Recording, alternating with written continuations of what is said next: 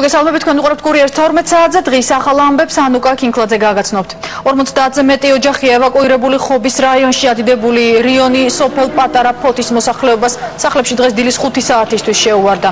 დახოცილია პირუტყვი და ფრინველი, განადგურებულია ზამთრის მარაგი. დაზარალებულია 90-მდე ოჯახი. ხალხის სახლებიდან მაშველებსა და რეზერვისტებს გამოყავდათ. რიონის ადიდება დამბის გარღვევამ გამოიწვია. ამ წუთებში შემთხვევის ადგილას სამუშაოები მიმდინარეობს, იყრება მიწა. ვითარება უკვე სტაბილურია და ხალხი სახლებში ამჟამად უკვე ნელ-ნელა ბრუნდება.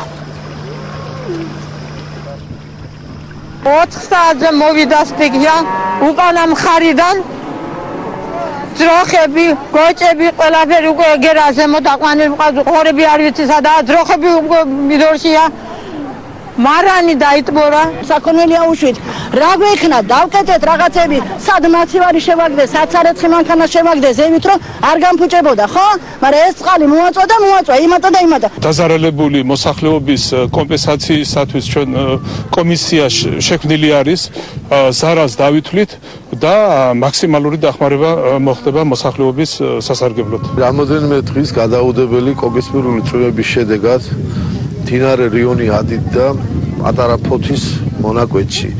ამან გამოიწვია თავისთავად ვერ გაატარა ის ხარჯი, რაც წყალმოდინება იყო და სამ ადგილას დაზიანდა დამბა.